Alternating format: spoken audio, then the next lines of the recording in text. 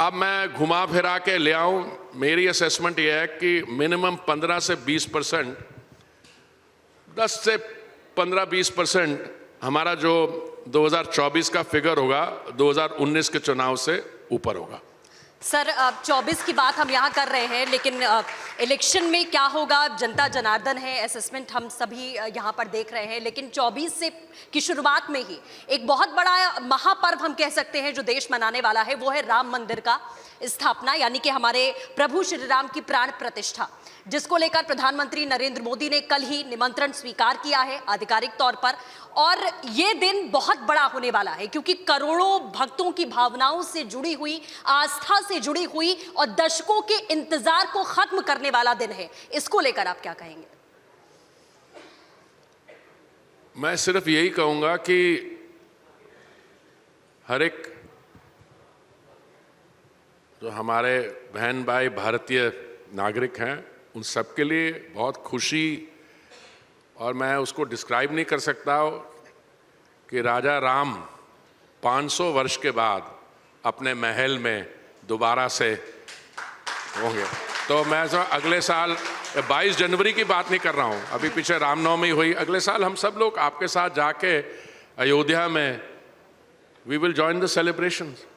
और अगर आप मुझसे तो छोड़िए, आप किसी से भी कुछ वर्ष पहले इस पे चर्चा करते थे, आप में से कितने हैं हमारे बहन भाई जो बैठे हुए हैं, आपको लगता था कि हम ये डेवलपमेंट, ये तो बहुत, मतलब मैं समझता हूँ ये तो हमारे लिए एक हिस्टोरिकल, कल्चरल, ये तो हमारे इमोशंस, इनर इमोशंस की बात है। पर बाकी भी डेवलपमेंट आप देखिए, मैं उसको कंपेयर नहीं करता हूं। महामारी के दौरान 4 हमारे ऐसे इंफ्रास्ट्रक्चरल प्रोजेक्ट्स हैं, कर्तव्य पथ, नई पार्लियामेंट बिल्डिंग, भारत मंडपम, यशोभूमि। और ये तो फिजिकली जो आपको नजर आ रहे हैं, अगर मैं आपको आंकड़े आपके साथ शेयर करूं कि बाकी कितनी अर्बन डेवलपमेंट हो रही है, मैंने आपको अर्बन मेट्रो सिस्टम के बारे में बताया, अभी माननीय प्रधानमंत्री जी ने रैपिड एक्स और RRTS दिल्ली से मेरठ का पहला सेगमेंट उसका उद्घाटन किया है। हमारे जो भारत वंदना ट्रेन चल रही है, वंदे भारत। देखिए, काम सिर्फ इंफ्रास्ट्रक्चरल प्रोजेक्ट्स में नहीं हो रहा। मैंने बताया जैसे स्वनिधि स्कीम, हमारे जो रेडी पटरी वाले थे, जो सबसे वल्नरेबल थे, उनको हमने एक माइक्रो फाइनेंस इंक्लूसिव स्कीम से मेन स्ट्रीम से जोड़ा। वो उनकी, आप अभी एक स्टेट बैंक ऑफ इंडिया के चीफ इकोनॉमिस्ट हैं सौम्यकांति घोष, उनकी एक स्टडी है, उस स्टडी से क्या, अब ये उनकी क्रेडिट स्पेंडिंग देखिए, उसके बाद वो इंटीग्रेट हो रहे हैं।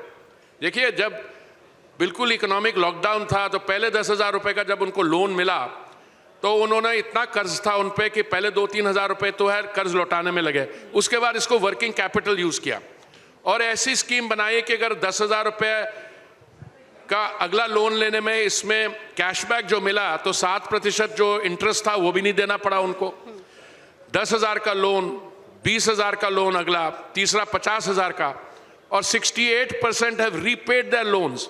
जिन्होंने सेकंड थर्ड लोन लिया है उसमें भी बहुत हाई परसेंटेज है जो उन्होंने दिया। और इसके बेनिफिशियरीज कौन है? इनके बेनिफिशियरीज हैं 60% प्लस OBC समाज के, 43% हमारी महिलाएं, हमारी बहनें, 21% शेड्यूल कास्ट, शेड्यूल ट्राइब। सो मोदी जी का जो विकास का मॉडल है, विच इज कटिंग अक्रॉस, सिर्फ इंफ्रास्ट्रक्चर प्रोजेक्ट्स ही नहीं बन रहे हैं, पर जो सबसे ज्यादा वल्नरेबल सेक्शंस हैं सोसाइटी की, उनसे भी, सर्वोदय से अंत्योदय, उनको भी benefits of economic development grass root level तक पहुंच रहे हैं। ठीक है।